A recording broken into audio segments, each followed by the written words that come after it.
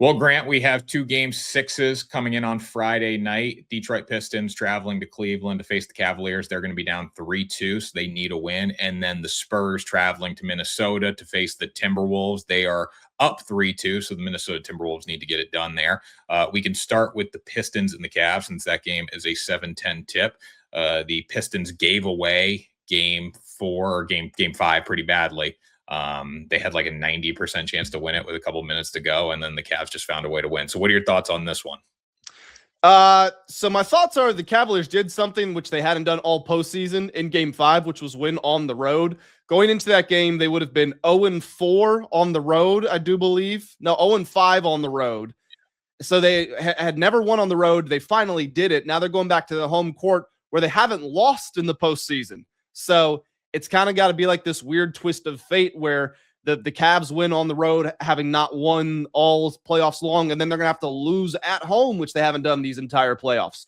The Pistons might be the team to do it because they did come back from a 3-1 deficit in the first round. Granted, they never should have been down 3-1. They were a much better basketball team than Orlando, and they did not play like it. But even still, that takes some level of resilience, and they did pull it off. You've also got the JB Bickerstaff factor here, where he's coaching the Pistons. He's really brought them through after he did the exact same thing with the Cavaliers. He really got the foundation sorted out there. So for all of those just kind of contextual reasons, it becomes a very interesting game. Talking about what actually happened on the court, got to give credit to James Harden because playoff James had been back in these playoffs. The guy had totally disappeared. But then in game 5, he comes out, he scores 30 points. Not very efficient, but 30 points, 8 rebounds, 6 assists. He was the leading scorer for the Cavaliers. You give him credit. Max Strus was great off the bench. On the other side, Cade Cunningham had 39 points.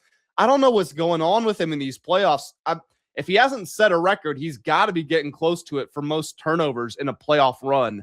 I know that he's kind of incrementally hit it, like this is the most turnovers through 6 games, through 7 games, through 8 games.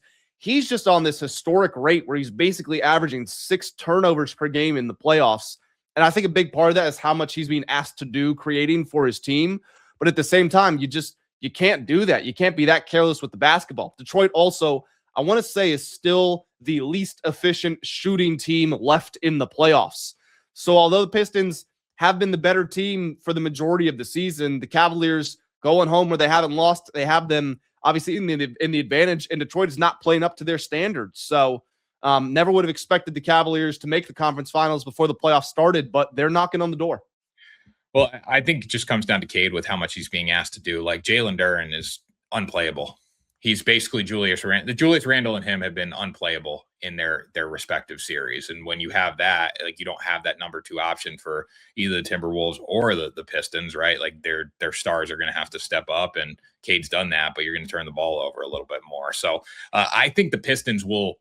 I want to say they find a way to win this game because when you have a tough loss like they did in game 5 where they controlled it down the stretch and just fell apart, you have to think that they can find a way to come back, especially they made that little run too against the Cavs. I believe game 4 they made the run. But obviously it was unsuccessful, but they did come back down 16, 17 points, right? I think they should have some confidence coming into this matchup. They just got to be better. Cade said it, like our backs are against the wall. Like we've been here before. We're fine. And realistically, you just got to win 2 basketball games. And you get the if you win game 6, get to go back home for game 7. So you have that in the back of your head as well. So I think the Pistons I think they'll be fine in this game, but it is a little concerning that, the Cavs are undefeated at home. Yeah, getting to game 7 is the all-important factor for the Pistons here because, again, the Cavaliers hadn't won on the road the whole playoffs. They did it, but that doesn't mean they're going to do it again in game 7. And also the Pistons, I want to say we're 31-8 maybe, or 31-9, something like that on their home court during the regular season. So they were really good there, and they won a home game 7 in the first round, so they know what that's like. Going back to what you were saying about Jalen Duren, this is someone who might still make the All-NBA team because it doesn't account for the playoffs. So he would have been in line for a $250-300 million extension. He averaged 20 points and 11 rebounds during the regular season. He's down to 10 points and 8 rebounds in the playoffs, from 20 and 11 to 10 and 8. He's fallen off of a cliff. They're not trusting him to play games. I mean, his minutes count has fallen by 2 minutes every game in this series. Game 1, it's 35. Game 2, it's 33. Then it's 29. Then it's 27. Then it's 25. And keep in mind, it's 25 minutes in an overtime game, and he wasn't in foul trouble. He had 2 fouls. So they truly have lost their second best player, which if he was putting up 10-8 numbers during the regular season, the Pistons wouldn't have won the Eastern Conference. They wouldn't be a 60-win basketball team. So we're almost being forced to recalibrate our expectations on the fly just because they effectively do not have their second best player. I know he's there and he's healthy and he's available, but he's just not playing like it. So I want to agree with you and say that the Pistons can get it done. I think we do have to remember the James Harden factor here, even though he played well in Game 5. For me, it's just going to come down to Donovan Mitchell and Cade Cunningham. I think it's a big game of one-on-one in the sense that there are 4 other guys on the court with them or 8 other guys on the court with them at all times. But they're going to be controlling everything for their teams, and whoever does a better job of that will win it. I don't think this is a role player game. I don't think this is a hustle game. I think it's which of the stars is better. I like that. So you're going to go with the Cavaliers or the Pistons? I'm going to go with the Pistons. I don't like it. I don't like it at all, but I'm going to go with the Pistons. Well, then we got the next game here, and this one's been interesting. Spurs, Timberwolves. The Spurs probably should have the series wrapped up if Wemby didn't throw an elbow in that game 4, and then Anthony Edwards obviously took it over. The Timberwolves are a 4.5-point home underdog, and I do think there's a route to victory here for the Timberwolves, but you need a lot more out of guys that have just been horrendous in this series. And you look at some of these blowouts that the Spurs have just put on the Timberwolves. They've been close down the stretch, not maybe down the stretch, but in the second half. And then it's just miss shot. And then the Spurs just run away with it and make everything. So what do you think about this series, Grant? I'm looking up the individual player stats for the Timberwolves real quick because you're right. A lot of guys just have not shown up. I mean, Ant's averaging 24, which is below his standard, but he's been highly efficient from the field. He's been battling through an injury. He had, I want to say, like 13 or 14 rebounds in one of these games as well, so he's been fine. Jaden McDaniels has not been efficient shooting the ball, but he's averaging 15 points. And, I mean, in the playoffs, efficiency kind of, not that it doesn't matter, but it's less important. It's just really about who can get a bucket at certain times. And then it's Julius Randle. He's averaging 15 points, but he's shooting 36% from the field. And honestly, it feels like that 15 points number is generous. It doesn't feel like he's doing what he should be. Ayo and Terrence Shannon Jr., who are great off the bench and now starting because DiVincenzo's injured, they've not been able to hit shots at all this entire series. So this Timberwolves team, I always call them the most resilient team in basketball. And I think they actually like being down. I think they enjoy going home, trailing 3-2 for Game 6, trying to force a road Game 7. But this is different in the sense that they have not proven that they're still playing or they can play to that level. A lot of it's just been like, hey, Ant, please deliver us and we'll live to fight another day.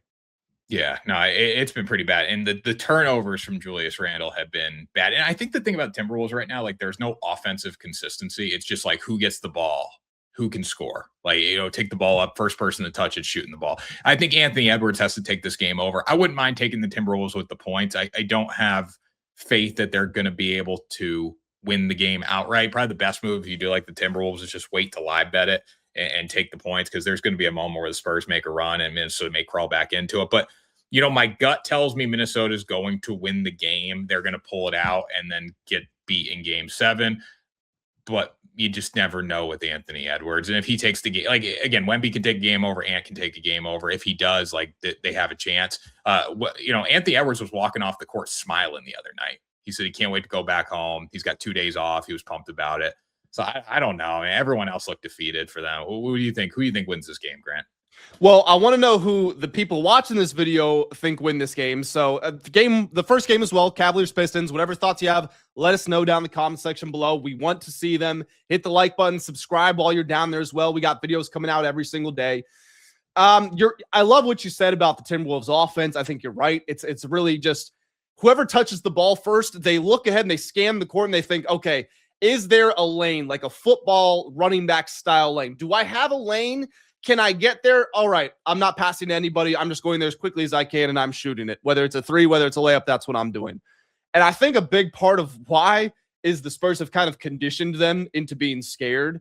And Wemby plays a huge part in this, but San Antonio's defense is just so good. It's Stephon Castle is one of the best perimeter defenders in the NBA already. And that's, in the games where Wemby comes out, you can also count on him to give you a 20-point triple-double. Dylan Harper as a rookie, someone who looks like a scoring guard, and they're not supposed to do anything else. He actually plays outstanding defense for them. Devin Vassell has been the primary defender on Anthony Edwards, and he's been super active. So I just can't say enough about the job that Mitch Johnson is doing, and it shouldn't be a surprise that the Popovich successor was the right choice. I'm confident Pop identified that guy and made sure that he was there and ready to go. I got the Spurs. I think they get it done in 6 games. And I will say, again, I always call them the Wolves the most resilient team in basketball. There are always these rules that you make up over time, especially when it comes to sports betting. And you say, like, okay, I have to remember this player always does this. James Harden always disappears in the playoffs. This team always does this. And yet you find yourself betting against that rule that you made because you're like, there's no way. It wouldn't surprise me if the Timberwolves come out and win by 25 points just because that's the type of team they are. I can see Anthony Edwards scoring 40 and Jaden McDaniels having 30, and they go back to San Antonio. But I will take the Spurs to close it out in 6. Yeah, I think the Spurs kind of have to close it out in 6 because you don't want to be in a situation where you're in a game 7. I think they're going to play like that as well. Because it wouldn't surprise me if Ant drops 25 point or 30, 35 points and they win by 25, but also to the Spurs are just better. If there were any positive signs like from Julius Randle or from Rudy Gobert or anyone else on the basketball team, I'd be a little more likely to say I think the Timberwolves can win this. But when it's Ant and then you're hoping those guys show up, it could be pretty hard against a Spurs team that's just been consistent. The Spurs are still second in odds to win the finals. The Thunder are just running away with it. And I mean, you can understand why. The Thunder are minus 185. You got the Spurs at plus 350. Then it's the Knicks at plus 600, and no team behind them is above plus 3,300. We understand why the Thunder are the favorites, but we also have to be fair to the Spurs here. Like, yes, the Thunder have back-to-back sweeps. They haven't lost. The Spurs, 3 losses in these playoffs. 1, Wemby gets a concussion. The Spurs were winning that game, I want to say, with 2 minutes left, and then they just didn't pull it out in the end. The other game, or the other 2 games they lost, one of them, Wemby scored 11 points, shot 5 of 17 from the field. That's probably not going to happen again. They lose that game by 2 points, and then it's the Wemby gets ejected at the start of the second quarter. And same thing, they're winning in the fourth quarter. All 3 of those losses are by a combined 10 points. So, yeah, I mean, the Thunder have swept 2 series. The Spurs are really not that far off the standard. And again, the Timberwolves are the type of team that might just pull this out of their ass and go on and go to the conference finals. I like the Timberwolves, but for the sake of basketball, I'm hoping they don't, because I think the Spurs and the Thunder, that's the real NBA finals. And whoever wins that, they're going to decimate the Knicks, the Cavs, the Pistons, whoever's waiting for them on the other side. Yeah, I mean, Spurs right now plus 350 is pretty good. I mean, playoffs are different, but I would be inclined to lean towards the Spurs for that value compared to the Thunder at minus 185. I know that the Spurs own the Thunder in the regular season. Obviously, it's different because the Timberwolves have played better against the Spurs in the regular season and over the past couple of years than they are right now. So you just don't know what you're going to get. Yeah, I agree. And also the Spurs are different from every team out there just because the Thunder are just they're so small. I mean, Chet and Isaiah Hartenstein are big, but I mean, like, they have just a plethora of guards and wings who can do everything. The Spurs are the one team who can match them with that. They have that depth. They have that speed. They have that athleticism. And then they have Wemby, who will dominate Chet, will dominate Hartenstein on the inside. So I would like the Spurs in that matchup. I bet the Spurs to win the finals back in October, and I'm still sticking by it. I think they do it. Awesome. Spurs plus 240 to win the West right now, too. So that's basically what it is to win the finals right now. Plus 350 to win the finals. So pretty crazy. Yeah, good games up ahead. Basketball is getting good now, and I'm excited. Going to be a lot of flopping in that Thunder Spurs here because the Spurs love to flop too. No, absolutely not. You take that back. The Spurs are ethical.